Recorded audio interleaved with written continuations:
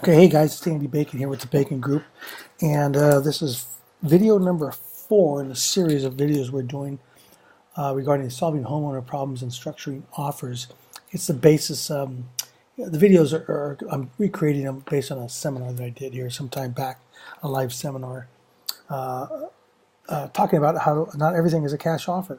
We have a couple of cash offers, I think, in the videos. I think maybe number 3 was a cash offer, and I want to explain double closings. So this is number 4, and so I'm going to blast through this PowerPoint to get down to number 4 real quick. But if you haven't seen 1, 2, and 3, I would suggest you go back and watch them from the beginning. All right, but otherwise, let me blast through here, and we'll get to number 4.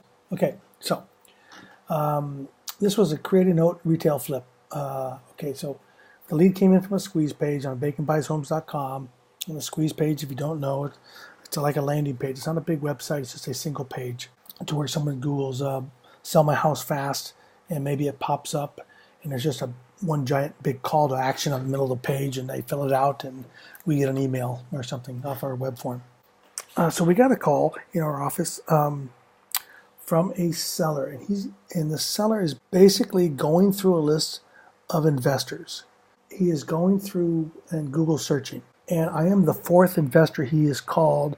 The other 3 investors have turned him down, and because he knows what he wants. They have all said no. And then he called me. And this is how I took the conversation. Was, listen, here's my problem. I've got a property. It's a townhouse. It doesn't really need any work. It's in very good shape. Maybe one of the rooms need to be painted. I bought the property for cash less than a year ago for $190,000, and I want $160,000 for it. Today is Tuesday. I need to close it on Thursday. Can you do it, and do you want it? And so I kind of went through there, and I said, okay, so let me get this right. You bought a property for $190,000 less than about a year ago, and you're willing to take a discount of $30,000, and for $160,000 you'll do the deal, but I've got to close it in 2 days. Is that right? He says, that's right. I says, yeah, I don't think that's going to work for me. And what I did is I kept him on the line a little bit, and I explained to him why it didn't work for me in some pretty good detail, saying, listen, if I bought the property for $160,000 and I went in and put, painted the room and fixed whatever it is that needs to be fixed, I then turn around and put the property back on the MLS to list it, let's say for a moment, at, I don't know if it's still worth $190, maybe it's only worth $185 or something. Let's say it's worth $185, because I have to be conservative, Mr. Seller, in our business model, okay? Times 0.92 equals, it would cost me about $15,000 to sell that $185,000 product. If I paid $160,000, that cost me $70,000, or that cost me money. So the bottom line is, I'm going to make somewhere between $0 and maybe $10,000, absolutely best case, and that's risky for me. That's why the other 3 investors have turned you down. Okay, but I kept him on the line. We talked. I tried to build a little rapport. It was actually, to be very honest, it was a little hard to build rapport with this guy because he was not happy. He was in a pickle. But so at this point, I have nothing to lose, and I finally just come out and I go, listen, there's something you're not telling me, but I can tell you this. If you truly own this property, free and clear, your thought is you need to sell this property to get the money to solve whatever problem it is that you're not telling me. And not that it's any of my business. But if that's the case, you don't necessarily need to sell the property. Why don't you just go and get the property refinanced, take a small home equity line of credit against your property if you want it free and clear? And then I said, at the same sentence, I said, oh, you probably can't do that because of your time frame. You've only got 2 days. And he says, that's exactly right. No one will talk to me because I only have 2 days. I said, okay, so that is a problem. So I went through 2 or 3 or 4 of these types of scenarios where I'd give him a solution, and then I'd ask, actually in the next breath, kind of what we call a Columbo, if you will, I said, no, that's not going to work because of such and such. So every time I gave a solution, I kind of pulled the rug back. But it was truthful. It was very honest, going, I see the problem at the end of the day. I said, listen, I might be in a position to just loan you some money. Obviously, there'll be a high interest rate and some other things. I'm going to put a lien against your property, but I might be in a position to loan you the money to solve your problem at a speed that you need, if everything you say is true. So what I'm willing to do, if you would like to, I'm willing to have my title company pull an O&E, an owner and encumbrance report, and that basically tells me if there's any liens against the property. I can have that by this afternoon, at which point if that comes back clean, I'd be happy to meet you this evening and we can see if we can't figure out what that's going to look like, okay? And so he says, that would be great. I said, how much, first of all, do you think you need just to solve the exact problem? At which point he tells me exactly what's going on. The situation was he had a teenage daughter who was in either in jail or in juvie or something and was going to be shipped to California if he didn't get her out by Thursday. That was the issue, okay? So his plan was to somehow get her out. They would sell the property, pay off whoever they had to pay off, and they were going to move someplace else, out of state. That was the plan. And I said, okay, you know what? I'm in a position to do this. If it makes sense, maybe we can figure something out. So I went to his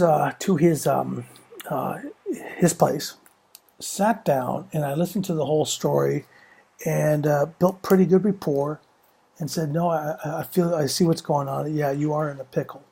And I pull out my checkbook while we're talking, and I have a promissory note, a blank one, and I have a deed of trust to fill out also. I explained the process to him. I also explained that, listen, I understand you need $30,000 to solve your problem, but my guess is as soon as the problem's solved, you have additional stress. You have additional things that are going to need. You need to move. You need to pack up. You need to pay a rent. You've got some stuff. It seems to me maybe 40,000 makes more sense, or 35 or something like that. Would you agree? And he goes, you're right. That would absolutely kind of take care of and let me calm down a little bit and sleep. I said, okay. So it sounds like it's more like 40,000, but hey, let's take a look at the property. So we walked around. My checkbook is sitting on the couch. I haven't done anything. And by the time we're done and we come back to the couch, he clearly knows I have the capability to solve his problem. All right? And at this point, he basically has a day and a half because this is Tuesday night.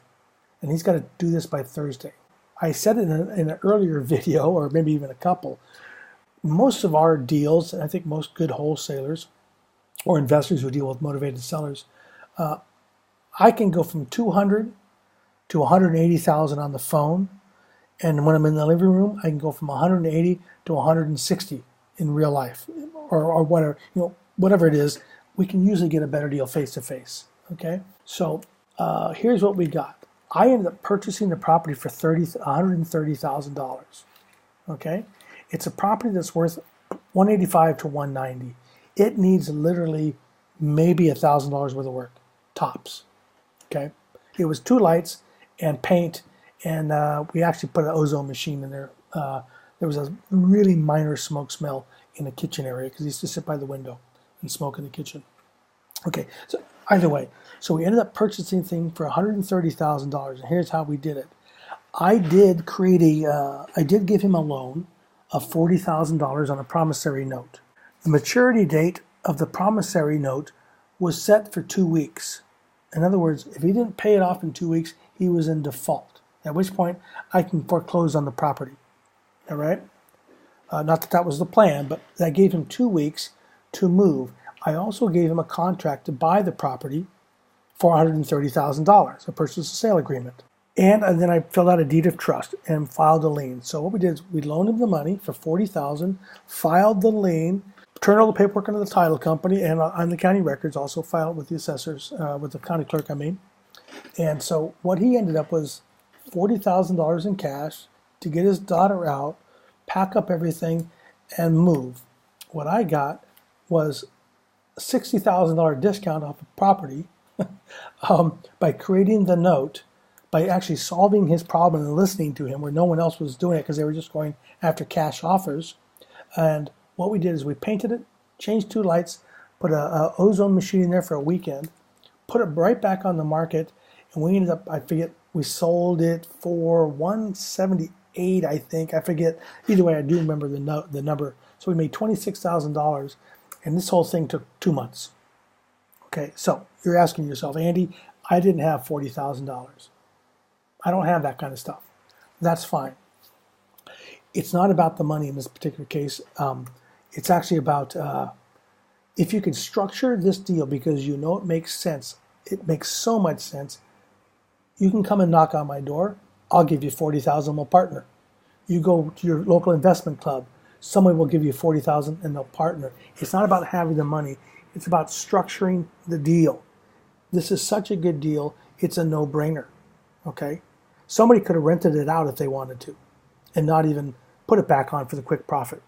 Somebody would have. You could have packaged this deal and sold this deal to another investor at your local investment club for a $5,000 wholesale fee, because it's a good deal. It's about the structure. Okay. So anyway, that is another way that kind of defeats. Like I said, I was the fourth investor this guy called because he told me. Everybody else got stuck on a number. I didn't get stuck on a number. I realized very quickly the number didn't work. At which point, I'm sitting there going, what makes a fella buy a house all cash and take a $30,000 discount 11 months later? Something's going on. No, that's not a normal process. So if you can build enough rapport to be a little bit blunt and then be some empathetic towards his problem, which it truly was, then you kind of go, you know what? There might be another way, because this is not your issue. Your issue is not your house. Your issue is your daughter, the $30,000 to make all whatever happened. Maybe it was attorney fees. I'm not sure what was going on. But that's what it was. And so we got this deal. Actually, if you go to one of my websites, he's actually at the closing table. I interviewed him at the closing table on this particular deal because he knows we solved this problem. Anyway, so that's another way to look at something. Okay, that was a $26,000 profit on that one that took no time at all.